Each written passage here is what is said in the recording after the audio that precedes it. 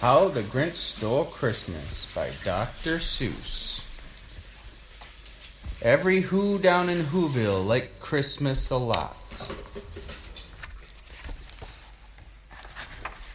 But the Grinch, who lived just north of Whoville, did not. The Grinch hated Christmas the whole Christmas season. Now please don't ask why, no one quite knows the reason. It could be his head wasn't screwed on just right. It could be perhaps that his shoes were too tight. But I think that the most likely reason of all may have been that his heart was 2 sizes too small. But whatever the reason, his heart or his shoes, he stood there on Christmas Eve, hating the Who's, staring down from his cave with a sour, grinchy frown at the warm lighted windows below in their town. For he knew every Who down in Whoville beneath was busy now hanging a mistletoe wreath. And they're hanging their stockings, he snarled with a sneer. Tomorrow is Christmas, it's practically here. Then he growled with his Grinch fingers nervously drumming. I must find some way to stop Christmas from coming. For tomorrow he knew all the Who girls and boys would wake up bright and early. They'd rush for their toys, and then, oh the noise, noise, noise, noise, noise. That's one thing he hated, the noise, noise, noise, noise. Then the Who's, young and old, would sit down to a feast, and they'd feast and they'd feast and they'd feast, feast, feast, feast. They would feast on the Who pudding and rare Who roast beast, which was something the Grinch couldn't stand in the least. And then they'd do something he liked least of all. Every Who down in Whoville, the tall and the small, would stand close together with Christmas bells ringing. They'd stand hand in hand and the Who's would start singing. They'd sing and they'd sing and they'd sing, sing, sing, sing. And the more the Grinch thought of this Who Christmas sing, the more the Grinch thought, I must stop this whole thing.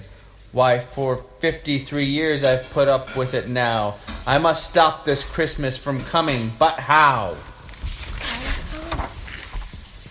Then he got an idea, an awful idea.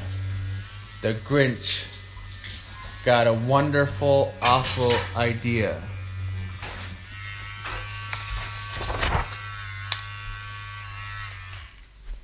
I know just what to do, the Grinch laughed in his throat, and he made a quick Santa Claus hat and a coat.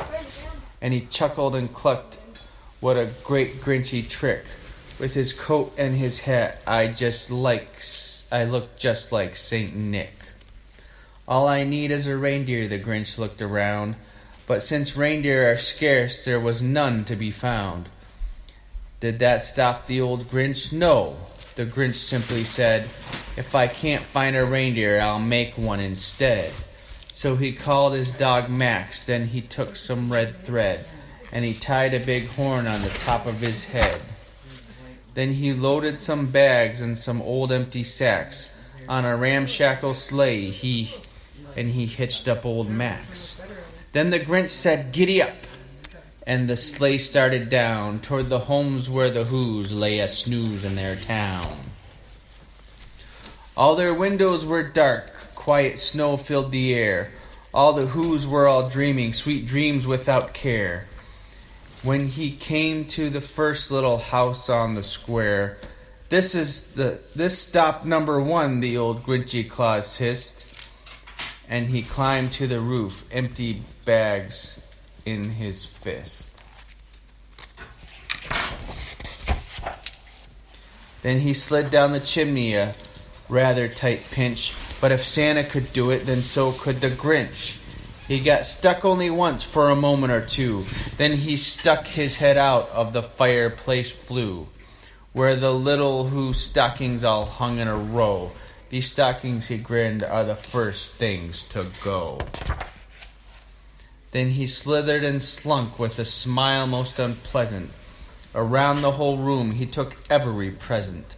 Pop guns and bicycles, roller skates, drums, checkerboards, tricycles, popcorn, and plums. And he stuffed them in bags, and the Grinch very nimbly stuffed all the bags one by one up the chimney. Can you get me a drink, Grandma? Then he slunk to the icebox. He took to the Who's feast. He took the Who pudding. He took the roast beast. He cleaned out the icebox as quick as a flash. Why, that Grinch even took their last can of Who hash.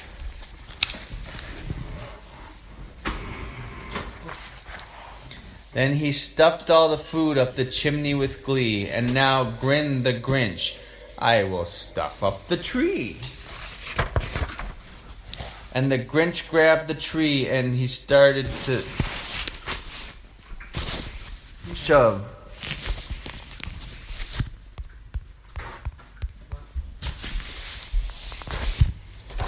And the Grinch grabbed the tree and he started to shove. When he heard a small sound like a coo of a dove, he turned around fast and he saw a small Who. Little Cindy Lou who was not more than 2. The Grinch had been caught by this tiny Who daughter, who got out of bed for a cup of cold water. She stared at the Grinch and said, Santa Claus, why? Why are you taking our Christmas tree? Why? But you know that old Grinch was so smart and so slick. He thought up a lie and he thought it up quick. Why, my sweet little tot, the fake Santa Claus lied. There's a light on this tree that won't light on one side. So I'm taking it home to my workshop, my dear. I'll fix it up there, then I'll bring it back here. And his fib fooled the child, and he patted her head, and he got her a drink, and he sent her to bed. And when Cindy Lou Who went to bed with her cup, he went to the chimney and stuffed the tree up.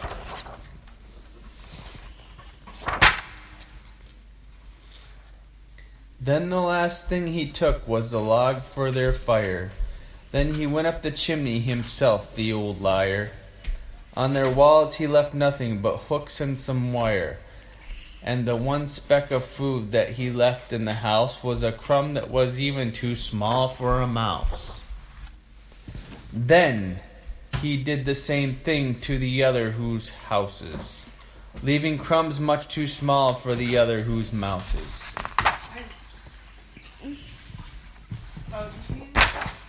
It was 15:15, dawn, all the Who's still abed, all the Who's still a snooze when he packed up his sled. Packed it up with their presents, their ribbons, their wrappings, their tags and their tinsel, their trimmings and trappings. 3,000 feet up the side of Mount Crumpet, he rode with his load to the tip top to dump it. Pooh-pooh to the Who's, he was Grinch-ishly humming. They're finding out now that no Christmas is coming. They're just waking up, I know just what they'll do. Their mouths will hang open a minute or two. Then the Who's down in Whoville will all cry boo-hoo. That's a noise, grinned the Grinch, that I simply must hear. So he paused and the Grinch put his hand to his ear. And he did hear a sound rising over the snow. It started in low, then it started to grow. How could a song grow? But the sound wasn't sad. Why, this sound sounded merry. It couldn't be so, but it was merry very. He stared down at Whoville. The Grinch popped his eyes. Then he shook. What he saw was a shocking surprise. All it is, it looks like is red and white. Every Who down in Whoville, the tall and the small, was singing without any presents at all. He hadn't stopped Christmas from coming, it came. Somehow or other, it just came all the same. And the Grinch with his Grinch feet ice cold in the snow stood puzzling and puzzling, how could it be so? It came without ribbons, it came without tags, it came without packages, boxes, or bags. And he puzzled 3 hours till his puzzler was sore. Then the Grinch thought of something he hadn't before. Maybe Christmas, he thought, doesn't come from a store. Maybe Christmas, perhaps, means a little bit more. Is that bad? And what happened then? Well, in Whoville, they say, that Grinch's small heart grew 3 sizes that day. And the minute his heart didn't feel quite so tight, he whizzed with his load through the bright morning light. And he brought back the toys and the food for the feast. And he himself, the Grinch, carved the roast beast. Is Karen keeping this up here or what? The end.